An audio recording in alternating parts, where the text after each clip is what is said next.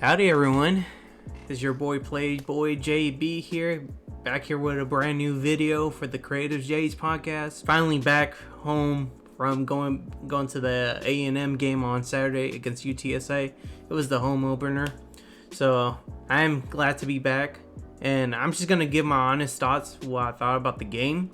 And like always, I hope y'all really enjoyed this video. Comment, like, and subscribe. It definitely helps out the channel. But before me diving into my initial thoughts from the game, how my Aggies perform, what's my outlook going forward into the season, here's a couple of clips I want to show you guys that I took from the game. Definitely one of the best atmosphere in college football, and I hope y'all really enjoyed the clips I'm going to show y'all. See y'all in a bit.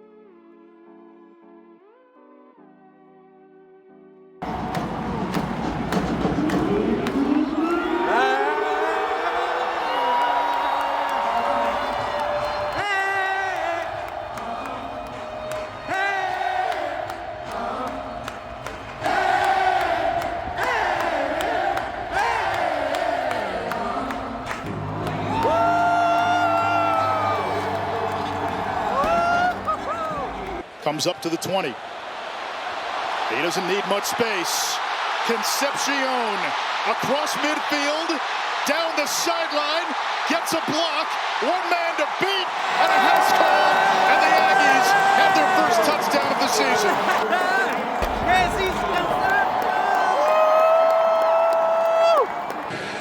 Reed to Concepcion, and he hears the highway call.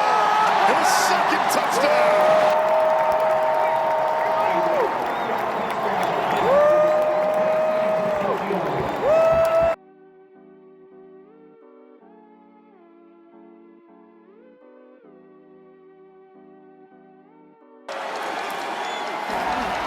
Reed keeps, pitches to his tight end, touchdown via Mellon Orster.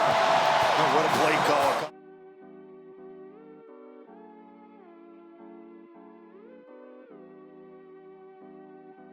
Alright, so y'all got a chance to see some of the videos that I took when I went to the game. Definitely it was a packed out stadium. We're talking I think I saw at the end of the game, it was the 6th all-time most packed event in college field history. And it definitely felt like 107,000 people were just rocking at Kyle Field. So like I said before, the game, the final score of the game was 42-24, favor the Aggies. Let's go. We started the season great, 1-0. It's always a great feeling, always walk away with a win. And just to let me go over some of the good things from the game. I think the most obvious improvement was just the wide receiver room. We're talking about the new transfers, Casey Concepcion and Meyer Craver, and it showed very evident. And from the start, when Casey returned a 80-yard punt return for a touchdown, that was the first touchdown for the season, and that was electric. Just watching that thing, watching the touchdown go in person, that electrified the whole crowd. And that's how Casey made everyone's asking who's number 7.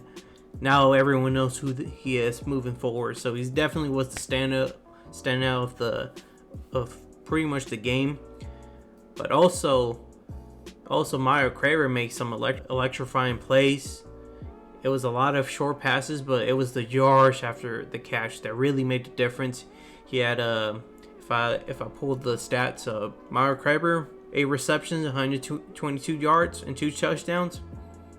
That's probably one of the best wide receiver performances in a while. I think Noah Thomas last year did something similar to that, but it's been a while since A&M finally has a really good, solid receiver.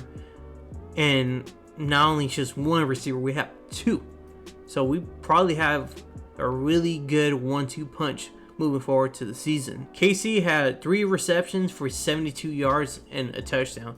And he would have gotten probably 100 yards reception if only Marcel Reed actually didn't overthrow that one pass that Casey was just wide open. He completely missed it. But one also thing, I mean, a lot of the offense was primarily just the passing attack.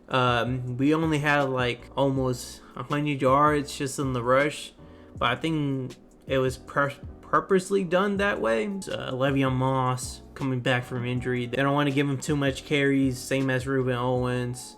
I mean, and also credit to the UTSA defense. Put a lot of effort stopping the run. And that's very commendable, especially that. And this is UTSA was not a push-over team. I mean, the game was really close, especially after UTSA just had that 75-yard run by Robert Henry Jr. He had himself 16 carries for 177 yards and 2 touchdowns. It almost seemed like Derrick Henry was out there on the field. Going back to like the positive, I think the wide receiver group definitely improved. Marcel Reed, he was definitely on point. He was definitely accurate at some of these passes. Besides that one missed throw that where Casey was just wide open.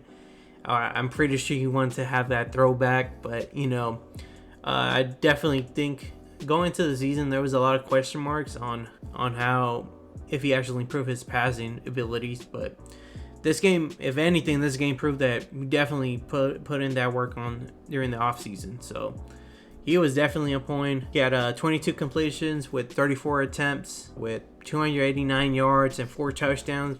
I think that was great. That was a great performance by Marcel Reed. Like I said before, he did miss some throws, but I think he will actually tune those up going forward. I'm not too concerned about Marcel Reed. I think with the addition of KC and also Mario Craver and also Ashton Bethel-Roman and Terry Bussey, that wide receiver room would definitely help him out moving forward. So I'm not too concerned about that. Now it's time to talk about some of the negatives that I saw from the game. A&M definitely got smacked against the run. Let's just call it how it is. It almost seemed like Derrick Henry was playing at the actual game, but it was actually just Robert Henry Jr. who had himself like an 177-yard game and 2 touchdowns. And then he had that 175-yard straight to the house at the start of the second half. I think up to that point, the defense was getting bulldozed by UTSA's running attack. I also think that the defensive line didn't really they did have 1 sack, but I felt like their performance was kind of underwhelming at the beginning of the game, especially the first half. After that 75-yard touchdown from UTSA at the beginning of the second half, the defense definitely buckled up. Some key notable defensive players that really outplayed was Torrin York, the linebacker. He definitely had himself a game, and he's going to be an All-American by the end of the season, so that's something I'm up on him. But we also saw players like Marcus Ratcliffe. He made a few plays. And also I think the defensive backs, the DB room, they definitely showed out this game. And that was last year, that was one, I don't want to say, but that was probably one of the weakest group out of the team. So I'm actually very happy to see that there were some improvements there. And I mean, besides just kind of selling out on the running game for the first half of the game, but I don't think it wasn't an ability issue. It's more like an adjustment issue. I think like my Elko said in the post-game conference, it was a lot of players playing football for the first time in a while, so they were prone to have some miscues. So I'm not too concerned about it, but it's definitely something that I saw that was just annoying me throughout the game. But it is the start of the season, so I'm not too worried about it. If I know anything about Mike Elko, I do believe he's going to make those adjustments throughout the season. I'm really hopeful that the defensive line starts getting to the quarterback. I mean, you got players like Cassius Cal, Rylan Kennedy, who had the only sack on Saturday. He definitely had himself a game. And I think players like DJ Hicks should really start coming along throughout the season. So that's something I'm looking forward to. Next week, they play against the Utah State Aggies. Again, I'm not really overlooking this team. I think all A&M needs to do is just handle business next week. It gives me an opportunity to do some improvements, because in week 3, they're going to play against the Irish at Fort Bend. And if we know anything about the Irish, they literally just lost yesterday. They literally just lost on Sunday, because they cannot afford to have lose 2 games at the beginning of the season. They're definitely going to be on their toes, especially week 3, especially with A&M coming into Fort Bend, knowing what that game really implies. I think A&M does have the opportunity next week to fix some of the issues that we saw on the opening game. But besides that, I mean, there wasn't really much else to it. I really like what I saw from A&M's performance. Definitely from the offensive side. Issues that I saw on the defensive side, that's something that can actually be fixed as the season progresses. So I'm very happy with what I see, and I'm very optimistic. And I'm very excited to see how the season goes. And yeah, that's really all I got. And that pretty much concludes the end of this video. So, and like always, we would appreciate if you guys can like this video, comment down below, subscribe to the channel. It definitely helps us out with the algorithm to put out more good content like this. Moving forward, I am gonna be doing videos like these, just to just to have this conversation with other people, and just to air out my thoughts as the season progresses. If you like these sort of videos, definitely definitely comment down below. And also, if you want me to talk about something else, definitely comment down below, and we'll see from there. Appreciate everyone, and have a blessed night. See ya. Gig 'em. Orange down.